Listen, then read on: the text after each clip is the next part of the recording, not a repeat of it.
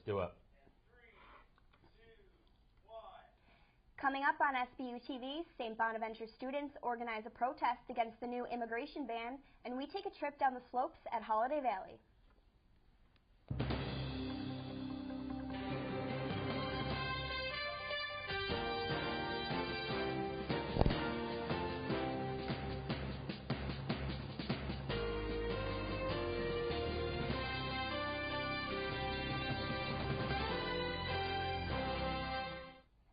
Hello and welcome to SBU TV. I'm Brittany Slomba. And I'm Ethan Kibbe. The Bonaventure community hosted a gathering of unity this week. Natalie Kucko has more. In faith and fortitude, in solidarity with one another, and with our brothers and sisters of all nations and of all faiths. Love, unity, and togetherness. The Bonaventure community experienced all three of these emotions on the steps behind me in a campus-wide protest. President Trump issued an executive order that temporarily bans travel from 7 predominantly Muslim countries. This decision has sparked protests across the country, including our campus. I spoke with Will Ty, who helped organize the event. I wanted to give students an opportunity to show their compassion towards those affected by it. Parker Suddeth led students, faculty, and staff in song to stand against the order. We shall overcome. We shall overcome. We shall overcome someday. The university issued a statement prior to the event wishing to stand for solidarity and reflect Franciscan values. The community did just that. For SBU TV, I'm Natalie Kucko. Students hope for more protests to follow. Last November, we told you about the new Center for University Ministries being built at St. Bonaventure. With the original deadline for the job approaching, Ethan has an update. Construction crews are working night and day on the McGinley Carney Center for Franciscan Ministries. Executive Director of University Ministries, Father Francis Spigno, says the building will be ready by the end of the month. Our certificate of occupancy will be February 28th, which means we're allowed to move in. With less than 30 days left in the schedule, there's a lot of work that needs to be done to go from this to this.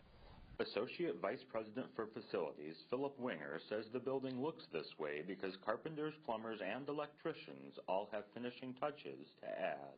Everybody has something which is really best left till the end, and then when the end gets close, they're all working at once. Winger says that although construction workers will need to add landscaping later this spring, one thing they've done perfectly is stay on budget. We always allow some contingency in case things go wrong. They have not, so that we are in really good shape on the budget, as we would expect to be at this point. For SBU TV, I'm Ethan Kibbe. Spigno says it may be the middle of next month before the building is fully furnished. New flavors? You got it. Ben & Jerry's has released 3 new and unique flavors just in time for Valentine's Day. Nicolette DiMura has more. 2 friends with the same passion for food turned a Vermont-based ice cream shop into one of the most famous names in the ice cream industry. Favorite flavors are fish food and chocolate fudge brownie. Half-baked, and I also like cookie dough. Really good. Milk and cookies is very good. Also half-baked. While the flavors come and go, new ones are introduced regularly. This month, Ben & Jerry's will have 3 new flavors. People will be more apt to try out new flavors rather than go for the original. Out of this world will taste like an oatmeal cookie. Really out of this world. Truffle kerfuffle includes pecans in a rich chocolate swirl. And lastly, Urban Bourbon is perfect for those who love caramel and whiskey. I like to try Urban Bourbon because it has caramel in it. Ben & Jerry's ice cream is a sweet treat that's made using the best ingredients that only few can resist. For SBU TV, I'm Nicolette DiMura. All 3 flavors will be available in stores nationwide starting mid-February. Catie Brown visited Holiday Valley to get the scoop on how they produce all that snow. This week, I traveled out to Holiday Valley in Ellicottville to gain some insight on a question that's always puzzled me. If you're like me, you've probably wondered, how do ski resorts make snow? Well, I've got that answer for you. Jeff Clancy, snowmaking supervisor, explained the process of how Holiday Valley makes snow. When it's cold, we make snow 7 days a week, and it's the beginning of the year. Now we're down to 3-4 days a week. It's called external and internal nucleation. High pressure water and air shattering with air blowing through it to make snow, basically. Once the snow is produced, the resort uses various types of snow guns to spread it around. The big orange one you've seen is called a fan gun because it's got an onboard air compressor that's making the air, and all these other ones are called air-water stick guns, and everything is happening with pressure at the head. You know, we run 600 pounds of water pressure, 90 pounds of air pressure. To produce all that pressure, an abundant amount of guns is needed. We have a total of about 500, and 250 of them are fully automatic that you can control from your smartphone. They start and stop and regulate to the temperature by themselves. We're running hard right now because of the big 50, 60 degrees we just had. Although the process is fascinating, the snow itself apparently isn't all that unique. Compared to every snowflake that falls from the sky is different, all the snowflakes we make are the same. For SBU TV, I'm Catherine Brown. If you're interested in staying at Holiday Valley, visit holidayvalley.com. St. Bonaventure students headed to the nation's capital to March for Life. Amelia Kibbe has the story.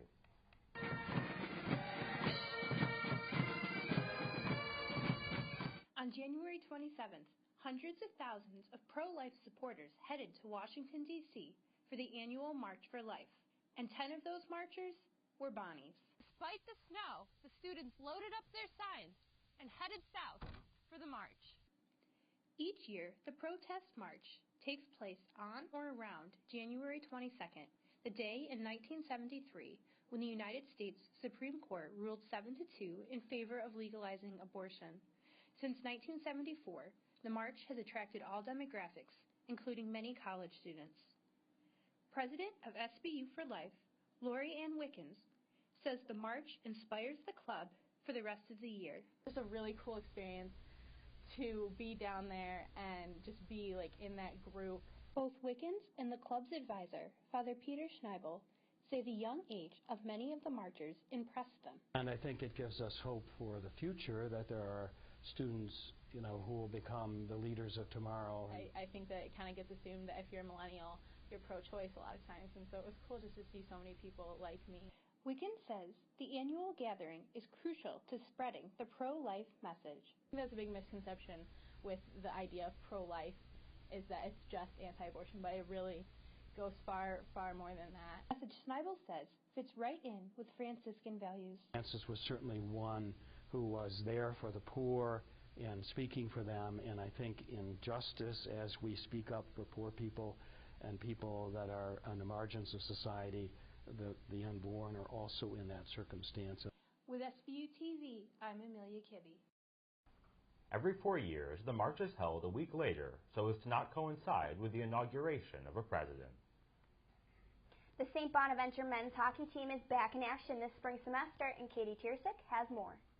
Matthew McGinnis, who suffers from a rare kidney disease, has been a part of the St. Bonaventure men's hockey team for a little over than a year now. I started the program when I was a junior, and so I've kind of been with him since he started out. He's been a great addition to the team. You know, we've helped him out, but at the same time, he's definitely helped us out a lot. The boys may have taken Matt under their wing, but they consider him to be a real inspiration to the team. You know, it's kind of funny, we all chuckle about it, but we realize, like, kids like Matt are fighting bigger battles than we do when we're down by 3 goals. The first game when Matt came on, we were able to skate him out onto the ice, announce to the sixth player, and he got a standing ovation. Get him psyched for the game, and normally it helps quite a bit.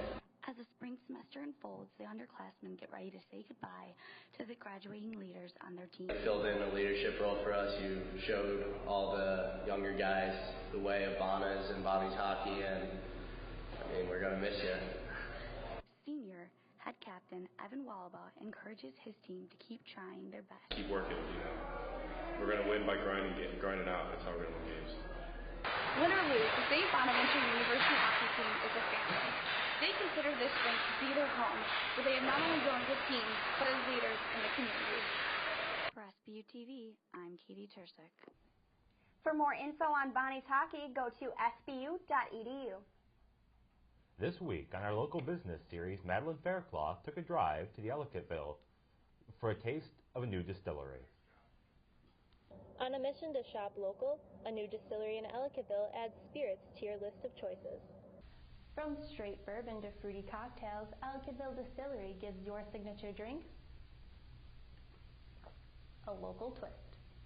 To set the distillery apart from other spirits on the shelf, owner Brian Scharf explains their mission to keep things local. It's all about finding that local market, being local, kind of telling people to drink local and eat local, or kind of getting on that whole bandwagon where it's more local for everybody. That local theme even inspired the name of their line, the Agronomist, representing their simple land-to-spirit process. We had the brewery, the winery. Why not a distillery? Our agronomy is a science of farming. We plan on growing everything in Ellicottville, so we plan on going from grain to glass in Ellicottville. So after a degree in sports medicine, why invest in starting a distillery? Scharf explained his appeal to creating a physical product for others to enjoy. I've always liked making things that people, can enjoy. I enjoy the chemistry, the changing of something from like a grain to a spirit that whole process is really, it's interesting to me, it intrigues me, and I've always enjoyed it.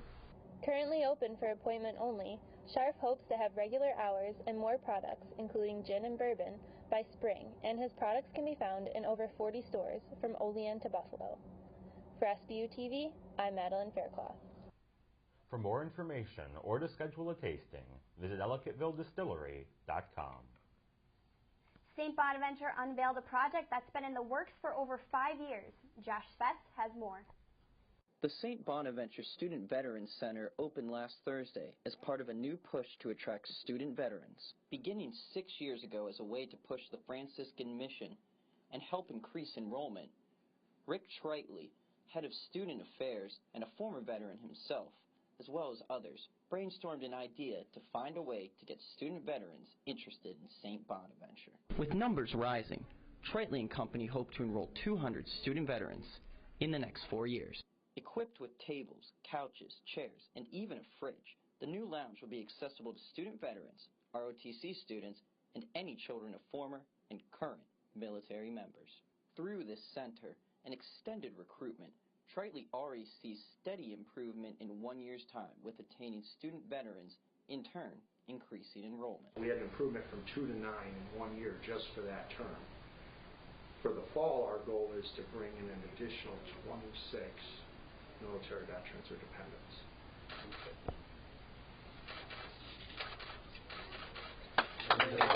We can look ourselves in the mirror and say, we can recruit military veterans, their families, they can come here, they can be successful, they can retain, they can graduate.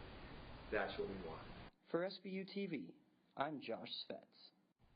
The Veterans Center also provides academic support for student veterans. Up next, we look into the freshman 15 and the source of college weight gain. Hailey Rose Gattuso has the story. The daunting phrase, the freshman 15, is often heard on college campuses. But is freshman weight gain as prevalent as it seems? I talked to some second semester freshmen about whether it was something they were concerned about coming into college. It definitely was a fear coming in. It scared me. Gaining weight was something I was concerned about. Yeah, I've heard about it. I was a little bit scared.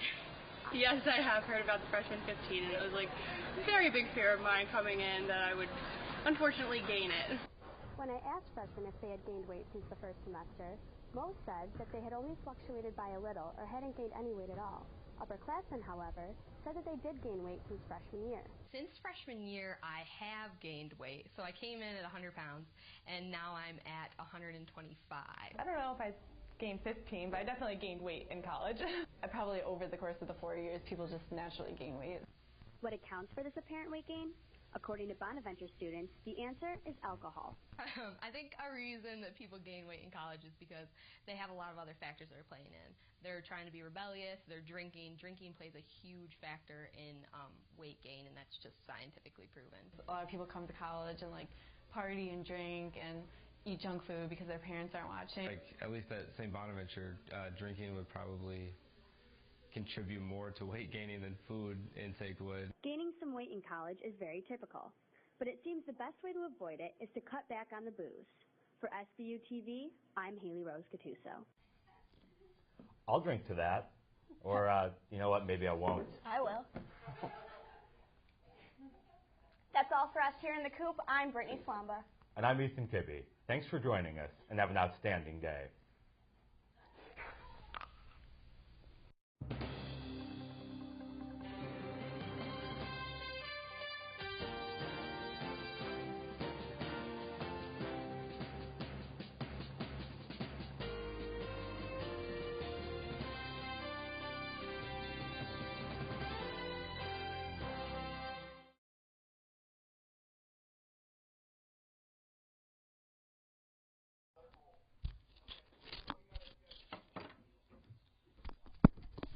Are we good to go? Okay.